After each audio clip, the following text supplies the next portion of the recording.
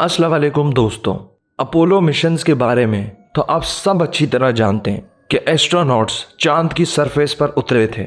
लेकिन क्या आपने कभी सोचा है कि उस वक्त के बाद फिर कभी कोई एस्ट्रोनॉट चांद पर नहीं गया, जबकि आज टेक्नोलॉजी उस ज़माने से कहीं ज़्यादा एडवांस हो चुकी है। फिर क्यों कोई एस्ट्रोनॉट चांद पर लैंड नहीं करता? आज की वीडियो में मैं आपको उन अपोलो मिशंस के बारे में बताने वाला हूं जो दुनिया से छुपकर खुफिया तौर पर किए गए और क्यों। ये सब जानकर आप यकीनन चौंक जाएंगे या फिर कहेंगे कि ये सब झूठ है।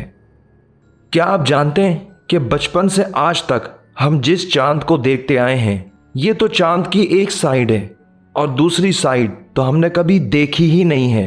इसे dark side of the moon भी कहते हैं। और तकरीबन अपोलो मिशंस चांद की डार्क साइड पर ही क्यों हुए? नासा इस डार्क साइड को लेके इतना राजदाराना रवैया क्यों इख्तियार किए हुए है? क्या सच में वहां कुछ ऐसा है जो नासा दुनिया से छुपा रहा है?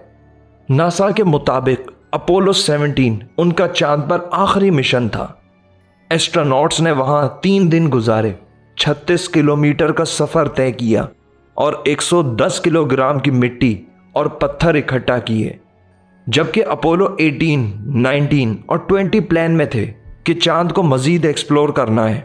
और 1972 में अपोलो 17 मिशन के एस्ट्रोनॉट जीन सरनान ने चांद की सतह पर ये तारीखी अल्फाज कहे थे, जैसे हम आए थे वैसे ही जा रहे हैं और अगर खुदा ने चाहा तो हम वापस लौटेंगे।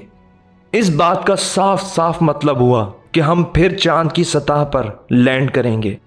और इस मिशन के बाद फिर नासा ने ऑफिशियल स्टेटमेंट दिया कि मून को जितना एक्सप्लोर करना था कर लिया। अब ना ही इसमें हमारा कोई इंटरेस्ट है और ना ही गवर्नमेंट के पास इसके लिए बजट है। लेकिन रिसर्चर्स ने सवाल उठाए कि जब इंसान इतनी मेहनत और रिसोर्सेज लगाकर चांद तक पहुंच गया तो वहां दोबारा जाना क्यों छोड़ दिया?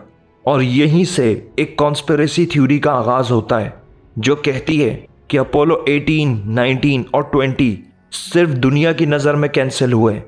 हकीकत में ये मिशंस खुफिया तौर पर चांद की डार्क साइड पर अंजाम दिए गए थे। 2000 की शुरुआत में इंटरनेट और मुख्तलिफ मीडिया चैनल्स पर नासा के खलाबाज विलियम रटलज ने दावा किया कि 1970s के मिड में खुफिया अपोलो मिशंस हुए थे, जिसे अपोलो 18, 19 और 20 कहते हैं। और नासा ने ये मिशंस चांद की डार्क साइड पर अंजाम दिए थे। इन मिशंस को खुफिया रखा गया क्योंकि वहां कुछ ऐसा मिला जो बहुत शॉकिंग था। दरअसल इन अपोलो मिशंस के दौरान नासा को पता लग गया था कि चांद की डार्क साइड पर जमीन में कुछ अजीबो गरीब चीज धसी हुई है।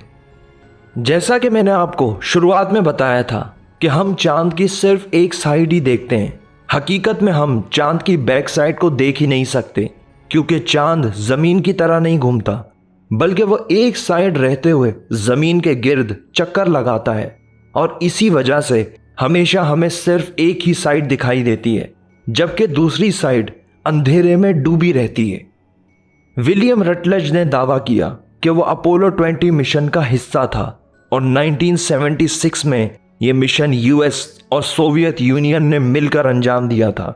हालांकि दोनों मुल्क एक दूसरे के दुश्मन थे, फिर भी वो चांद पर एक साथ गए। वहां जरूर कुछ तो ऐसा था जो उनके लिए एक जॉइंट मिशन की वजह बना। विलियम रटलज दावा करते हैं कि हम दोनों कंट्रीज को एक स्पेसशिप मिला मून पे, जो शायद 2 या 3 हजार साल से वहीं पड़ा था। एक अनजान स्पेसशिप जो चांद पर कभी क्रैश हुआ था।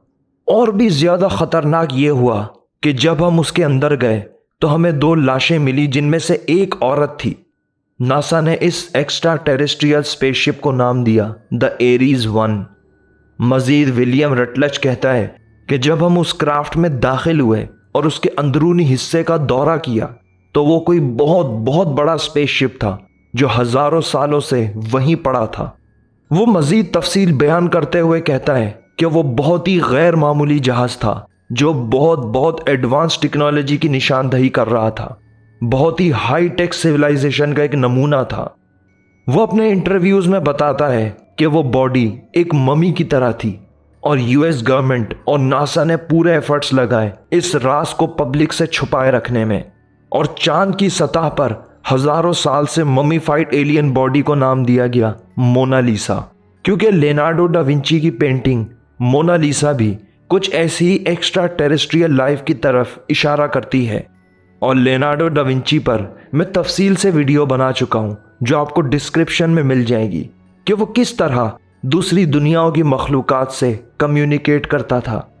नासा ने अपोलो 20 मिशन और क्राफ्ट से मिली बॉडीज के इंकशाफात से ही इनकार कर दिया, बल्कि नासा तो अपोलो 20 मिशन को अंजाम देने वाले एस्ट्रोनॉट विलियम रटलेज को अपना एस्ट्रोनॉट ही नहीं मानता। लेकिन 2007 में विलियम रटलेज ने अपने दावे को सच साबित करने के लिए अपोलो 20 मिशन की फुटेजेस रिलीज कर दी। लेकिन उस वक्त हर एक के पास इंटरनेट तक रसाई कहाँ होती थी, बल्कि उस टाइम पर सब टेलीविजन ही देखते थे, और ये सब टेलीविजन पर बिल्कुल नहीं दिखाया गया। और यूट्यूब तो 2005 में ही आ चुका था। उसने दावा किया कि अपोलो 20 में वो कमांडर था। उसने अपोलो 20 मिशन की फुटेज दिखाई जिसमें रशिया और यूएस का फ्लैग मर्ज करके दिख रहा है, क्योंकि उन्होंने ये मिशन साथ में किया था। नासा ने इस हवाले से स्टेटमेंट दिया कि अपोलो 20 मिशन सरासर एक झूठी कहानी है, इसका कोई रिलायबल विटनेस या सबूत ही नहीं है। मजीद नासा का कहना था कि चांद की तस्वीरों को एडिट या ऑल्ट्रेशन करके इन्हें इस तरह बनाया कि एलियन टेक्नोलॉजी के सबूत के तौर पर पेश किया जा सके। विलियम रटलेज ने उस बॉडी की फुटेज भी रिलीज कर दी जो आप स्क्रीन पर देख रहे हैं।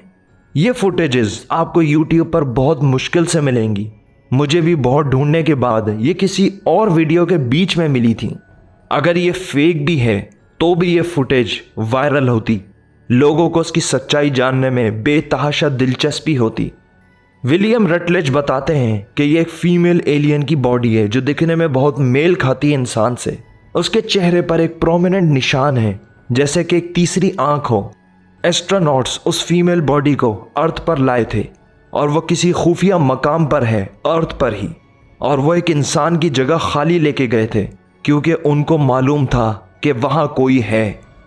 2 से 3 हजार साल पहले उस मखलूक या सिविलाइजेशन के पास इतने बड़े बड़े स्पेसशिप थे जो इंटर गैलेक्टिक ट्रैवल करते थे, और किसी रीज़न से उनका ये बहुत बड़ा स्पेसशिप मून पर क्रैश हो गया और ये वहीं रह गए।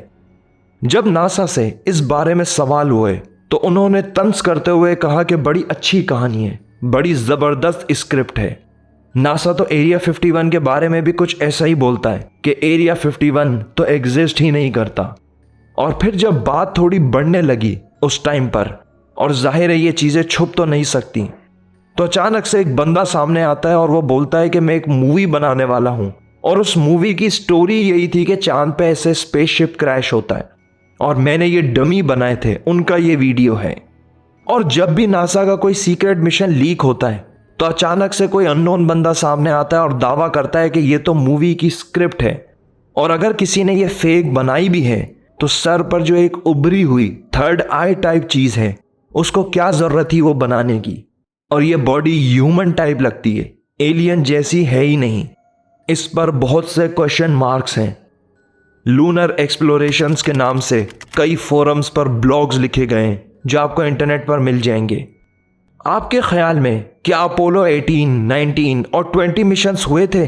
क्या नासा ने वाकई चांद की डार्क साइड पर खुफिया मिशंस लैंड किए थे और एक्स्ट्रा टेरेस्ट्रियल स्पेसशिप और एलियन बॉडीज दरियाफ्त की थी? अपनी कीमती राय कमेंट सेक्शन में बताएं, और अगर आपने कभी इस पर रिसर्च की है, इसके मुतालिक पढ़ा है, तो कमेंट में ज़रूर बताएं। मिलते हैं आपसे अगली वीडियो में। अपना बहुत सारा ख्याल रखिएगा।